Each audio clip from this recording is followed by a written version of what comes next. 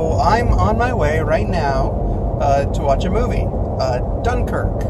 This is a World War II movie written and directed by Christopher Nolan. I'm going to be back here after the movie to give you my impressions as I drive home. So I've just gotten out of Dunkirk, headed home from the IMAX theater.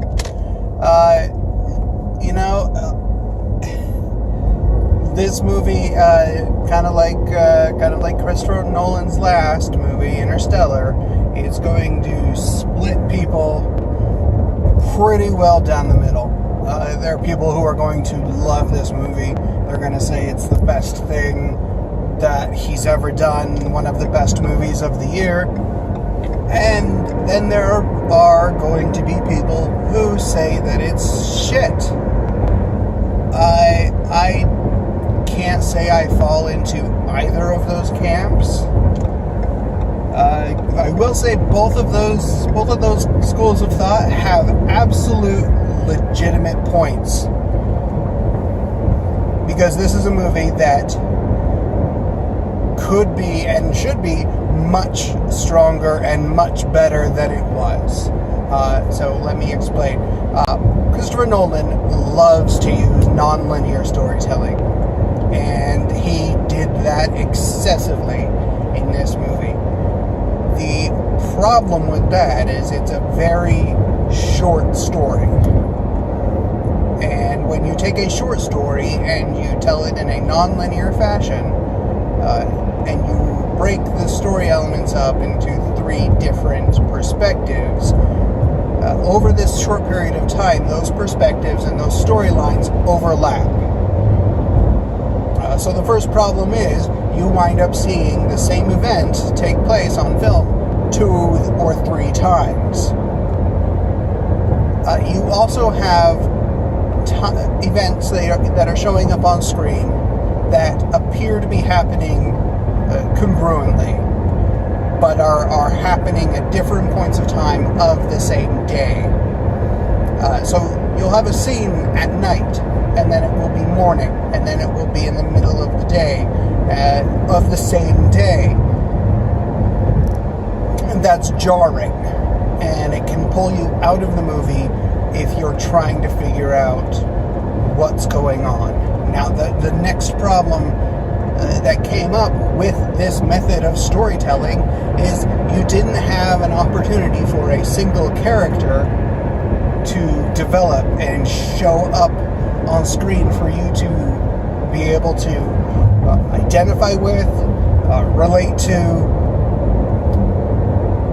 Now, these characters would have been very easy to relate to if you had time to get to know them just a little bit more.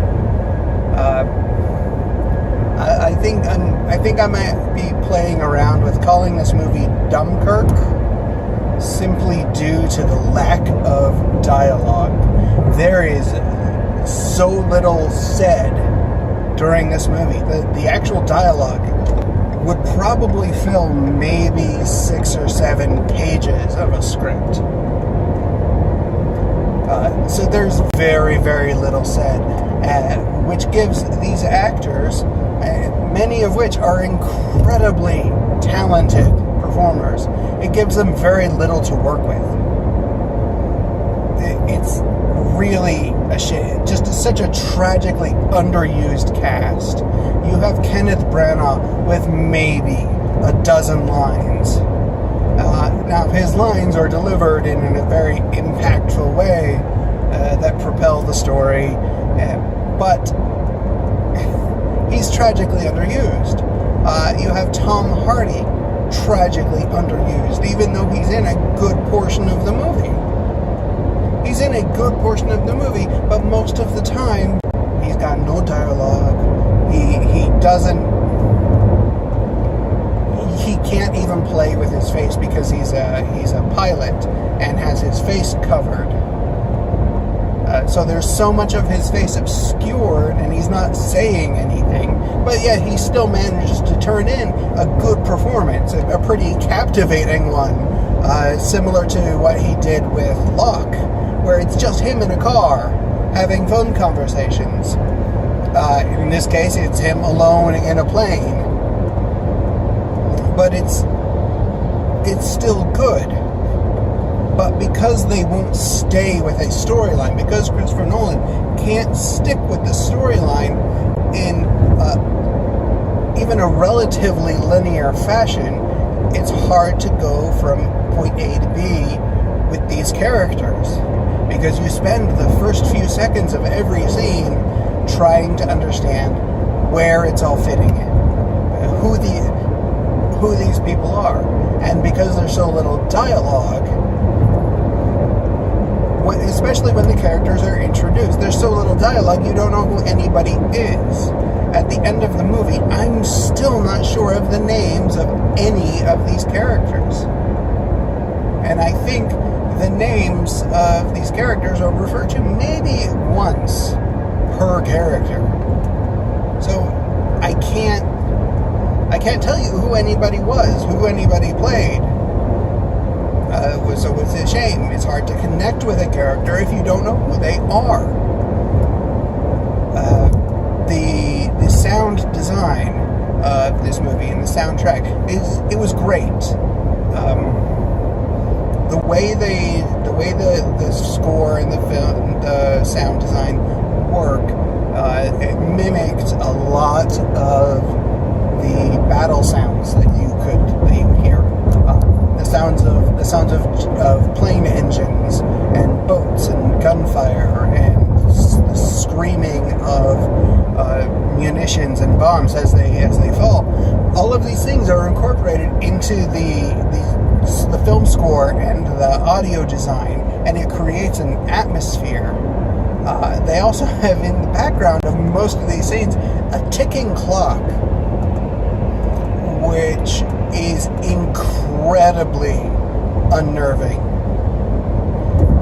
First, these scenes are pretty intense, so it's really a shame that Nolan felt he had to up the anxiety level. He had to ratchet up the tension by throwing the audience off kilter and making us feel as uncomfortable as possible. So yes, it does have a profound effect, and you do feel very, very uncomfortable. But at the end of the film, the payout is so underwhelming. That's it. There's no other word for it. It's underwhelming. You have this giant build-up, and the payout is just nothing. Absolutely nothing. So yeah, I'm falling more in the camp of this is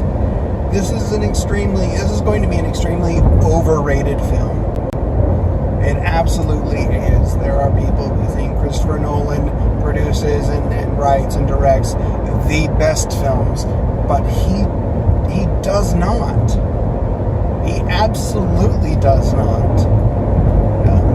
And anybody who says that he has a perfect track record and that this is a perfect film and a terrific film is just, I think, wrong. Because it's not. I couldn't follow the story half the time. And yeah, it kind of makes it hard to enjoy a film when you can't follow the story, and that makes me feel a little crazy. And I'm not really sure what else to say about this other than it was filmed beautifully. It was shot in a very exquisite manner. I mean, Christopher Nolan knows what he's doing with the camera. I will not argue that at all. He definitely knows what he's doing with the camera. He does not know what he's doing with the story. I don't think that guy can tell a story. No, I take that back. He knows how to tell a story. I just think that he needs help to tell these stories. Most of his most successful screenplays, he's had help with the script or help with the story. In this case, I think he did. And I think he may have done a disservice to the history here. That kind of hurts to say. For a filmmaker to make a historical film like this and do a disservice to the people in that by just mucking it up. He muddied the waters of what happened, bouncing back and forth with your timeline. How do you think that's good to do to an audience? If you want to put an audience off, what you did with the sound, what was done with the sound design was perfect.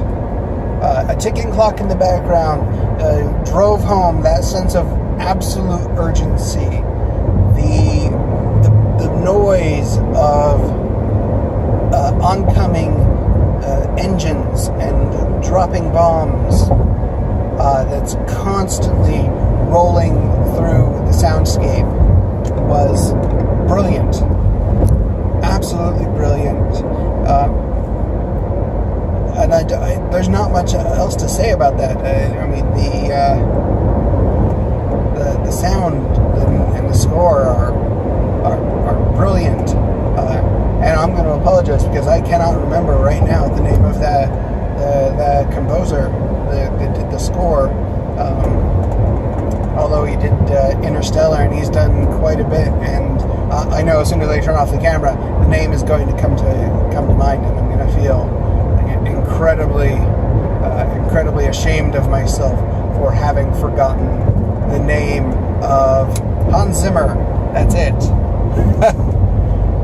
Yes, Hans Zimmer Hans Zimmer always does a fantastic score, except this time you could hear what was going on in the background over the incredible bass that was pumping through the theater.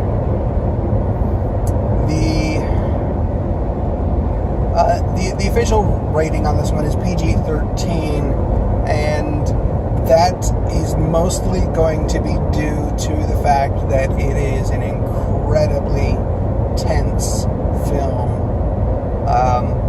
Most of the violence, most of the wartime violence, of course this is a World War II film, is not incredibly graphic. We're not looking at a Saving Private Ryan type of situation here. You don't see the catastrophic toll that these men took on their bodies. So it was very minimal. The amount of blood, I've seen more blood on a family TV show. So yeah, it has to be due to the situation and the heightened tension. It's just going to throw people off. But overall, it's a very, very soft PG-13, I would say. Just about any World War II film is going to carry that kind of a rating. If it's not R. The overall story of the film, I believe, and I did just a little bit of cursory checking before and after the movie. It's pretty accurate. So there wasn't a whole lot of deviation from historical events, but there wasn't a lot of wandering outside this one rescue operation. So there wasn't really a lot of room. Of course, I'm sure the characters presented on screen were dramatized. I'm not even sure that they were real people. Again, that's something I'm going to have to look up. Something I'm going to put into my written review when I can sit down and research these things out. But historically, it's pretty accurate. There weren't too many things I could really pick on it from a historical perspective to say that that's wrong. They were in the wrong place, wrong time of day. They of course had Dunkirk in the right location, the correct armies, Belgium, France, Britain. They had them all represented in the correct proportions. The numbers that were reported seemed to be accurate. About 400,000 men on the beach. About 300,000 managed to be evacuated. The things they glossed over, they didn't adequately show or mention how many civilian vessels, how many civilian boats were sent over the channel. That I would have liked to have known or seen. What you saw was maybe 24, which you could fit a good number of people on 24 civilian vessels, but I don't think quite 300,000. So they didn't really accurately is the wrong word. They didn't adequately represent that on screen. So that's a little disappointing. There's a lot about this film that I found disappointing, and not just being confused and being made to feel tense for no real reason. There's some, I'm sure some elements that were invented by Nolan to ramp up tension, ramp up the drama. But if you're going to ramp up drama, I mean, you shouldn't have to ramp up drama during a film about one of the most harrowing rescues of World War II. So that confuses me. I don't understand the decisions made there as a filmmaker. But again, it could be wrong about that. I'll have to kind of research some of those events out. But they certainly looked or felt manufactured.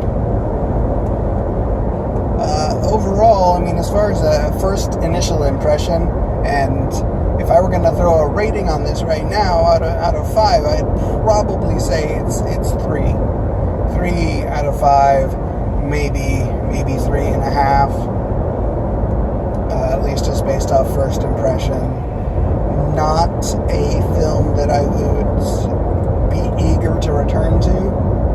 I don't think the payout for the heightened tension and the heightened anxiety is not quite worth it. Now, if somebody got a hold of this film and recut everything to be chronological, so you had a linear storyline, more or less, I'm sure it would be brilliant and fantastic.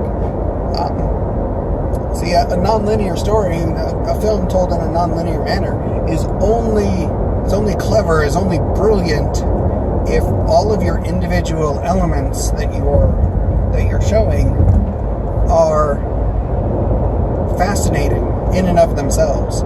If you have characters and a story, and you have something that pops out that you can latch onto in an instant, it works. Like Nolan's first film, or one of his first films, Memento, that grabbed you instantly, and you could handle the non-linear storytelling because the moment worked. In this case, the moment was tense. The moment was immediate. The need to know what's going on. The danger was imminent at every moment. But I felt it because of the way it was shown and filmed, but I didn't feel it because I had a connection to any individual character. I couldn't even tell you who the lead